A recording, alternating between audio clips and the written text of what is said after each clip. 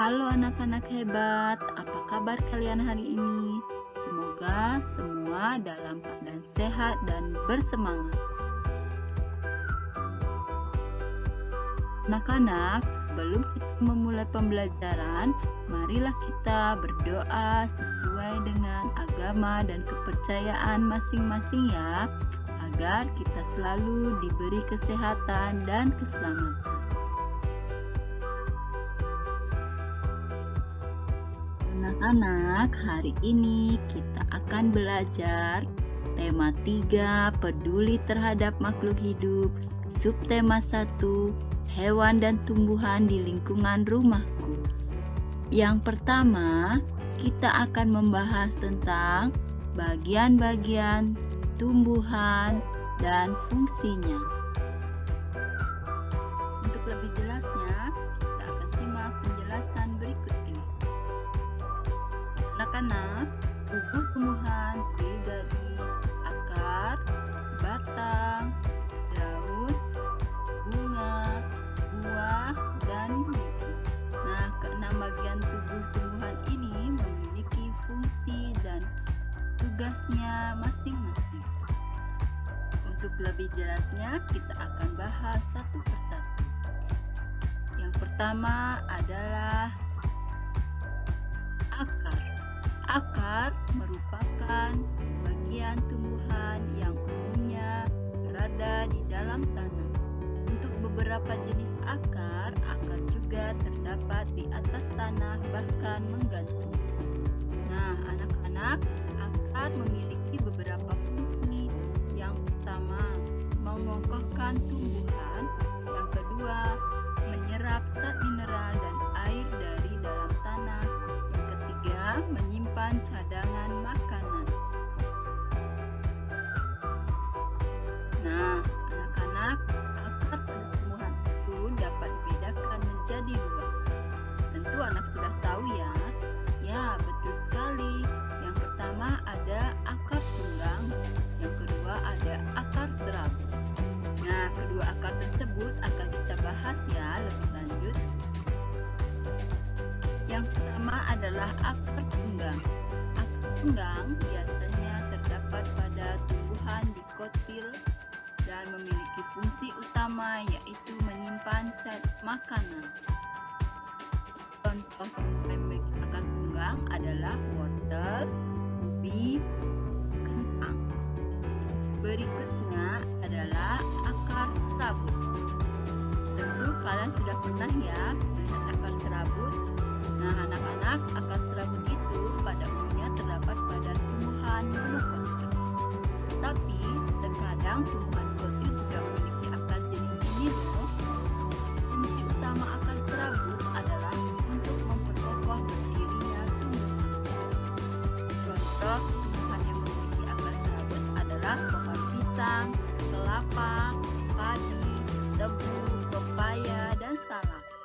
Serta masih banyak lagi ya tumbuhan yang memiliki akar serabut.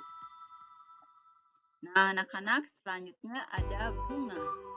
Bunga merupakan bagian tumbuhan yang memiliki warna beraneka ragam.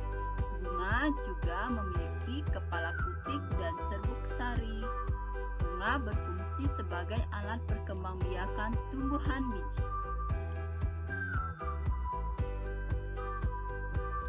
Nah, anak-anak, jika kita lihat dari struktur pembentuknya, bunga dapat dibedakan menjadi dua ya, bunga lengkap dan bunga tidak lengkap. Bunga lengkap terdiri dari tangkai bunga, dasar bunga, bakal biji, kelopak bunga, mahkota bunga, putik, dan benang sari. Sedangkan bunga tidak lengkap itu hanya memiliki satu alat kelamin saja, putik atau benang sari saja. Nah, anak-anak, itu tadi perbedaan antara bunga lengkap dan tidak lengkap. Berikutnya kita akan membahas tentang daun. Daun merupakan bagian tumbuhan yang berfungsi sebagai tempat berlangsungnya fotosintesis. Daun dapat melakukan fotosintesis jika mereka memiliki zat warna hijau yang disebut klorofil. Daun melakukan fotosintesis di mulut daun atau kita sebut dengan stomata. Nah, anak-anak, daun terdiri atas tangkai daun dan helai daun ya. Anak-anak, jika dilihat dari struktur dan bentuk tulangnya, daun dapat dibedakan menjadi 4. Yang pertama adalah daun menyirip. Daun menyirip memiliki struktur tulang berbentuk menyirip seperti tulang ikan. Contohnya adalah daun mangga, daun jambu, daun nangka, daun rambutan, kacang-kacangan. Yang kedua adalah daun menjari. Daun menjari memiliki tulang berbentuk seperti susunan jari-jari tangan, yaitu dari ujung tangkai daun keluar beberapa tulang memencal seperti susunan jari-jari tangan. Contohnya adalah daun pepaya, daun singkong, daun jarak, daun mentimun, daun labu, dan lain-lain. Selanjutnya adalah daun melengkung. Daun melengkung memiliki tulang berbentuk seperti garis-garis lengkung. Contohnya adalah daun sirih, daun genjer, daun eceng gondok, dan masih banyak lagi yang lainnya. Selanjutnya adalah daun sejajar. Daun sejajar memiliki tulang-tulang berbentuk seperti garis-garis lurus yang sejajar. Contohnya adalah daun tebu, jagung, padi, dan semua jenis rumput. Nah, anak-anak, selanjutnya bagian tubuh tumbuhan adalah batang. Batang merupakan bagian tumbuhan yang berada di atas tanah. Batang memiliki fungsi yang pertama, tempat munculnya daun, bunga, dan buah. Kemudian batang juga berfungsi untuk mengedarkan mineral dan air yang diserap akar serta zat makanan hasil fotosintesis ke seluruh bagian tubuh tumbuhan. Nah, anak-anak, batang tumbuhan tersebut dapat kita bedakan menjadi 3 jenis ya. Yang pertama ada batang berkayu, yang kedua batang basah, yang ketiga ada batang rumput. Ketiga batang tersebut akan kita bahas satu persatu. Kita mulai dari batang berkayu. Batang berkayu memiliki ciri-ciri yaitu tekstur yang keras, memiliki kambium, arah pertumbuhan yang keluar akan membentuk kulit, sedangkan arah tumbuh yang ke dalam akan membentuk kayu. Contoh dari tumbuhan berbatang kayu adalah pohon jati, pohon nangka, pohon jambu, mahoni, albasia, trembesi, dan masih banyak lagi contoh tumbuhan yang batang berkayu. Yang kedua adalah batang basah. Batang basah memiliki ciri-ciri yang pertama, lunak, berair, pendek, dan mudah dipotong. Contoh tumbuhan yang berbatang lunak adalah pohon pisang, bayam, kangkung, selada air, dan pacar. Nah, anak-anak, semua tumbuhan tersebut sering kalian jumpai kan? Nah, anak-anak, selanjutnya ada batang rumput.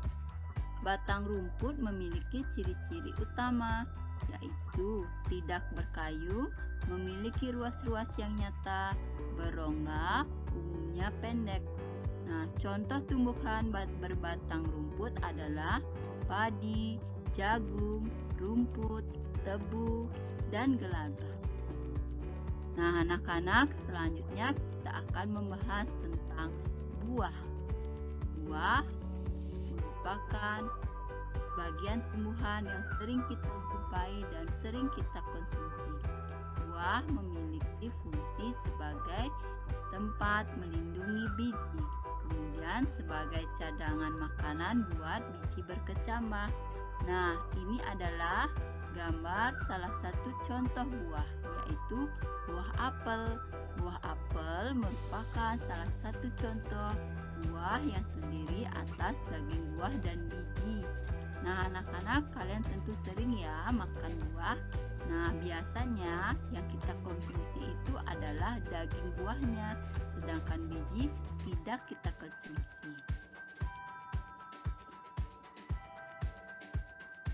Nah, anak-anak, selanjutnya adalah biji. Biji merupakan hasil dari pembuahan yang terjadi akibat penyerbukan antara serbuk sari dan sel telur pada kepala putih. Jika biji ditanam, akan tumbuh menjadi tumbuhan baru. Anak-anak, biji ada yang berkeping satu dan ada yang berkeping dua. Biji berkeping satu disebut dengan monokotil, sedangkan biji berkeping dua disebut dengan dikotil. Nah, demikian tadi anak-anak pembahasan kita tentang bagian tubuh tumbuhan dan fungsinya. Semoga materi ini dapat kalian mengerti dan pahami ya. Nah, anak-anak, sebagai latihan, coba anak-anak amati tumbuhan di sekitar kalian. Kemudian, pilihlah salah satu tumbuhan yang akan kalian amati. Temukanlah dan jelaskanlah bagian tumbuhan yang kalian amati dimulai dari akar, batang, bunga, daun, buah, serta bijinya. Nah, anak-anak, apalagi manfaat tumbuhan di sekitar kita? Apa hak dan kewajiban kita ya? Anak-anak, kalian masih ingat kan? Kewajiban adalah segala sesuatu yang harus kita laksanakan. Contoh kewajiban kita terhadap tumbuh-tumbuhan adalah menjaga, merawat, dan menggunakannya dengan bijak. Sedangkan hak adalah sesuatu yang harus kita dapatkan. Hak kita terhadap tumbuh-tumbuhan adalah mendapat oksigen untuk bernapas dan menggunakannya untuk kebutuhan sehari-hari. Jadi, anak-anak harus bijak ya dalam melaksanakan kewajiban dan hak terhadap tumbuh-tumbuhan.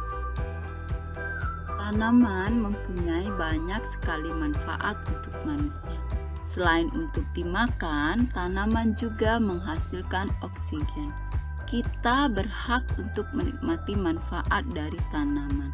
Namun, kita juga wajib untuk bijak menggunakannya. Salah satu cara bijak dalam menikmati manfaat dari tanaman adalah dengan tidak membuang-buang makanan.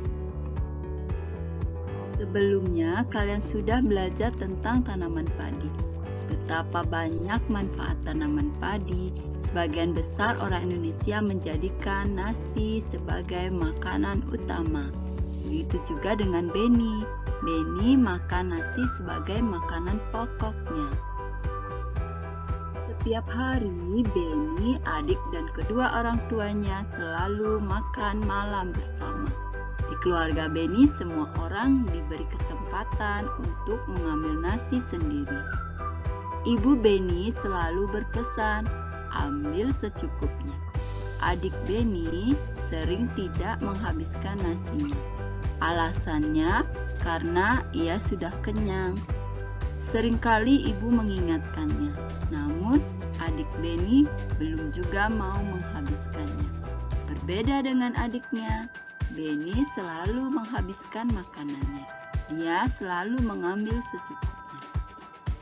Nah, anak-anak, tahukah kalian lingkungan yang hijau berpengaruh terhadap kesehatan manusia? Hal ini salah satunya karena manusia menghirup oksigen yang dihasilkan oleh tumbuhan.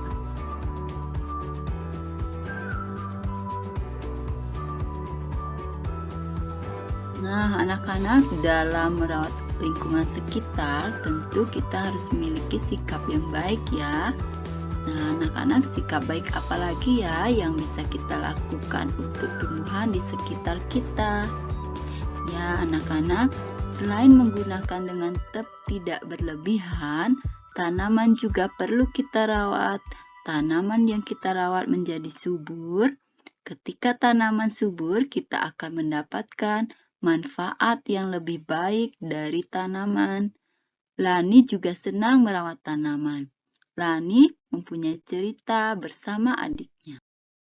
Ayo kita baca cerita tentang Lani dan adiknya. Dengarkan ya. Lani mempunyai tanaman yang ditanamnya di rumah. Setiap pagi dan sore hari, Lani selalu menyiram tanamannya. Selain menyiram, Lani juga memberi pupuk seminggu sekali. Tanaman Lani tumbuh dengan subur. Adik Lani juga mempunyai tanaman yang ditanam di rumahnya.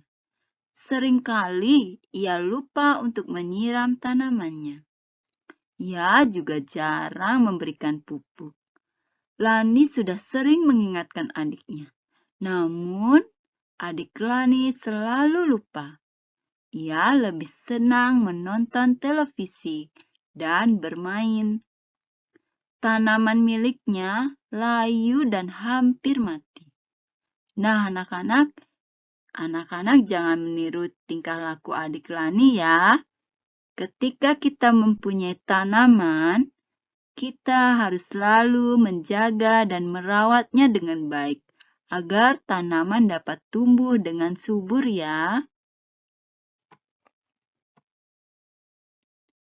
Anak-anak, tanaman perlu kita rawat agar terus bisa tumbuh.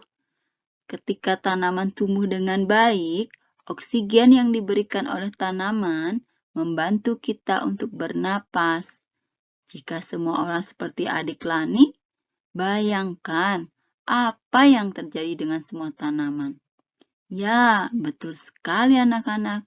Semua tanaman akan mati, akan layu, sehingga oksigen pun akan berkurang. Nah, jika oksigen berkurang, tentu anak-anak sudah paham ya apa yang akan terjadi dengan kita. Kita akan susah untuk bernapas dan akan bisa mati. Apakah kamu sudah merawat tanamanmu dengan baik? Ibu guru harap semua anak merawat tanamanmu dengan baik ya. Nah, kalian sebelumnya telah belajar tentang padi. Tahukah kalian bahwa jenis tanaman yang berbeda mempunyai tempat yang berbeda untuk tumbuh? Ayo kita cari tahu. Amati bacaan tentang padi dan teh berikut. Padi umumnya tumbuh di daerah yang berhawa panas. Banyak mengandung uap air dan curah hujan yang cukup. Sinar matahari dan suhu sangat mempengaruhi tanaman padi. Suhu yang baik untuk pertumbuhan tanaman padi adalah 23 derajat Celcius. Tinggi tempat yang cocok untuk tanaman padi berkisar antara 0 sampai 1.500 meter di atas permukaan laut. Tanah yang baik untuk pertumbuhan tanaman padi adalah tanah berlumpur yang subur dengan ketebalan 18-22 cm. Diperlukan pengairan yang cukup agar padi dapat tumbuh dengan baik. Nah, tentu anak-anak sudah kenal ya dengan tumbuhan padi. Itu semua sudah ada di sekitar lingkungan kita. Nah, anak-anak, tanaman kedua adalah teh. Teh merupakan tumbuhan di daerah pegunungan. Suhu yang baik untuk pertumbuhan tanaman teh adalah berkisar 13 derajat Celcius sampai 15 derajat Celcius dengan curah hujan tahunan tidak kurang dari 2000 mm kubik. Sinar matahari dan suhu udara sangat mempengaruhi pertumbuhan tanaman teh. Bila suhu mencapai 30 derajat Celcius, maka akan memperlambat pertumbuhan tanaman teh. Tanah yang cocok untuk tanaman teh adalah tanah yang subur dan banyak mengandung bahan organik, dan biasanya terletak di lereng-lereng gunung atau perbukitan. Nah, anak-anak, itu tadi ya 2 contoh tanaman yang tempat tumbuhnya berbeda. Nah, anak-anak, jika kalian ingin mengetahui lebih jelas tentang teh dan padi, kalian bisa mewawancarai petani padi atau petani kebun teh. Nah, anak-anak masih ingat kan bagaimana membuat pertanyaan yang baik untuk wawancara? Ya, anak-anak, agar hasil wawancara maksimal, maka pewawancara perlu memperhatikan hal-hal penting berikut ini. Yang pertama, baik sebelum melakukan wawancara, ketika melakukan wawancara, maupun setelah melakukan wawancara. Nah, anak-anak, sekarang kita akan bahas ya, hal-hal baik apa aja yang harus kita lakukan sebelum melakukan wawancara. Nah, anak-anak, sebelum melakukan wawancara, anak-anak harus memperhatikan beberapa hal berikut ini ya.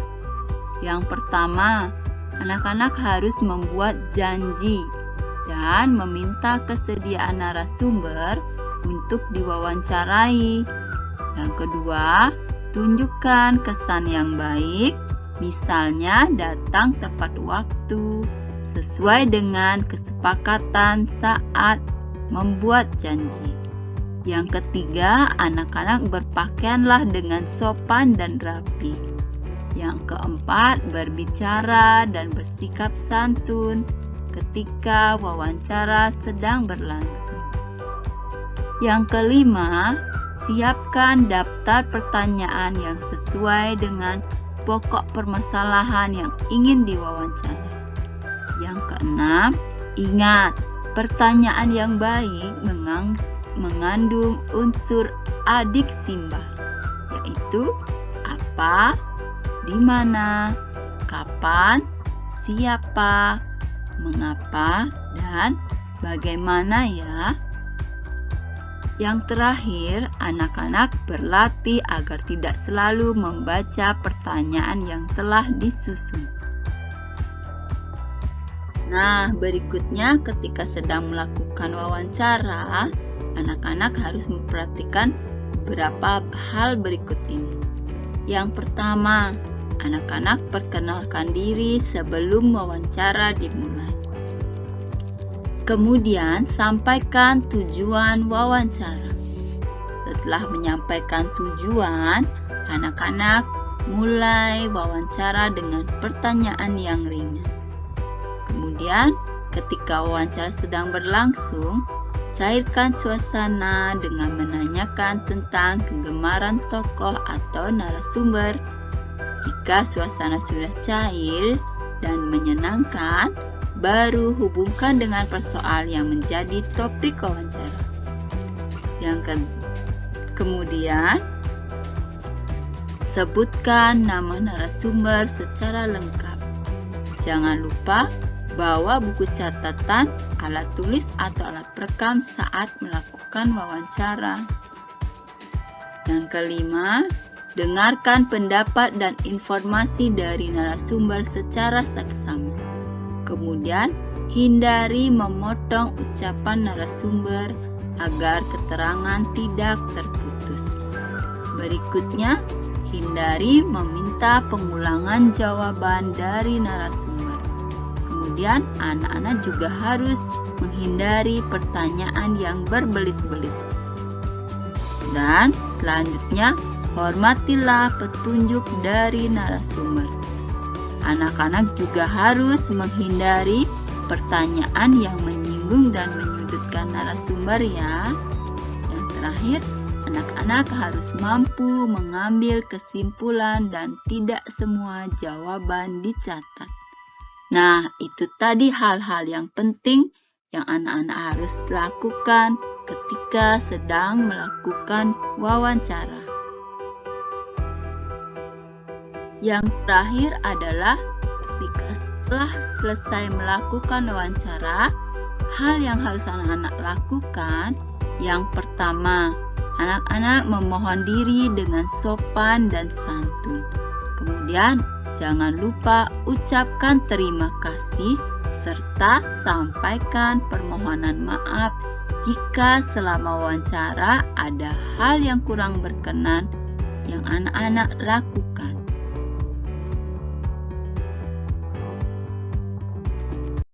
Anak-anak, Mari kita berkreasi membuat kolase dari tumbuhan yang ada di sekitarmu. Anak-anak, tahu tidak apa itu kolase? Ya, betul sekali anak-anak. Kolase merupakan karya seni tempel pada permukaan gambar. Nah, ini merupakan salah satu contoh kolase. Kalian dapat membuatnya menjadi bentuk kura-kura. Nah, anak-anak, bentuk yang lainnya anak-anak bisa membuatnya seperti bentuk kupu-kupu ya. Atau anak-anak bisa juga membuat bentuk-bentuk hewan atau tumbuhan yang lainnya yang kalian sukai. Dalam membuat kolase, anak-anak perlu menyiapkan beberapa bahan ya. Yang pertama, ada anak-anak siapkan daun kering atau daun yang ada di sekitar kalian. Misalnya, kalian bisa menggunakan daun dari bunga kamboja atau daun dari bunga kembang sepatu dan daun dari bunga anggrek ya. Kalian jadi bisa pilih yang kalian sukai.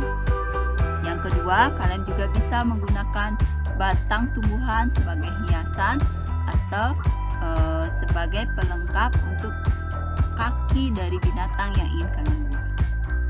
Yang ketiga, kalian juga bisa menggunakan biji-bijian. Misalnya, kalian dapat menggunakan biji jagung, biji kacang hijau, kedelai, dan masih banyak lagi biji-bijian yang bisa kalian gunakan. Keempat, kalian harus menyiapkan lem untuk merekatkan bahan-bahan tersebut. Selain bahan-bahan tadi, anak-anak juga harus menyiapkan beberapa alat-alat yang digunakan dalam membuat kolase ya. Yang pertama, anak-anak harus siapkan gunting untuk menggunting daun sesuai dengan keinginan kalian. Membuat bentuknya agar cocok dengan sketsa yang kalian buat. Kemudian, yang kedua, buku gambar. Buku gambar itu gunanya untuk menempel dari daun-daun kering tersebut dan untuk anak-anak membuat sketsa. Yang ketiga, ada pinggiran kalender. Pinggiran kalender ini kalian bisa gunakan untuk menghias pinggiran buku gambar agar kolase kalian terlihat indah. Selain pinggiran kalender, kalian juga bisa menghiasnya dengan ranting tadi. Setelah bahan dan alat-alat kalian siap, nah selanjutnya langkah-langkah yang harus kalian kerjakan untuk membuat kolase. Yang pertama, siapkan bahan. Ya, tadi kalian sudah menyiapkan bahan. Kemudian, setelah bahan kalian siap, buatlah sketsa gambar yang kamu sukai. Atau kamu bisa minta sketsa gambar kupu-kupu kepada gurumu. Nah, di sini anak-anak dibebaskan ya untuk memilih sketsa apa yang kalian sukai. Kemudian, aturlah daun-daun atau batang tumbuhan untuk menutupi sketsa gambarmu. Aturlah agar terlihat rapi dan menarik. Kemudian, perhatikan juga ukuran, perpaduan warna dan bentuknya agar kolasemu nanti terlihat indah, cantik, dan menarik. Yang kelima, tempelkan daun atau batang tumbuhan kering pada kertas gambarmu dengan menggunakan lem. Anak-anak dalam menempel, anak-anak harus hati-hati ya agar tempelan kalian tertata rapi dan bersih ya.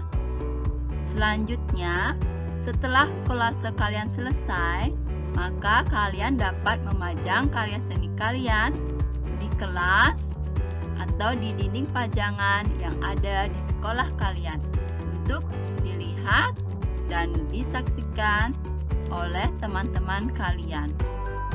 Selamat bekerja anak-anak dan selamat mencoba. Anak-anak hebat, sebagai tugasmu di rumah, jawablah pertanyaan di bawah ini. 1. Apa yang dilakukan adik Beni terhadap makanannya? Jelaskan jawabanmu. 2. yang dilakukan Benny terhadap makanannya? Jelaskan jawabanmu. Yang ketiga, apalagi manfaat tumbuhan di sekitar kita? Jelaskan jawabanmu.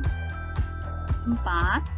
Apa hak dan kewajiban kita terhadap tumbuhan di lingkungan sekitar? Jelaskan jawabanmu. 5. Manakah yang menurutmu telah bersikap bijak terhadap makanan? Benny atau adiknya? Jelaskan jawabanmu. 6. Jika adik Benny membuang makanan, siapa saja yang dia rugikan? Jelaskan jawabanmu. 7. Ketika Benny menghabiskan makanannya, apakah dia sudah melaksanakan kewajibannya? Jelaskan jawabanmu. Nah, anak-anak, itu tadi 7 soal untuk kalian kerjakan di rumah dengan teman-teman, ataupun kalian bisa bertanya kepada ayah, ibu, dan kakak kalian. Nah, sampai di sini dulu ya anak-anak. Sampai jumpa. Salam sehat semuanya. Tetap semangat untuk belajar. Dadah anak-anak hebat.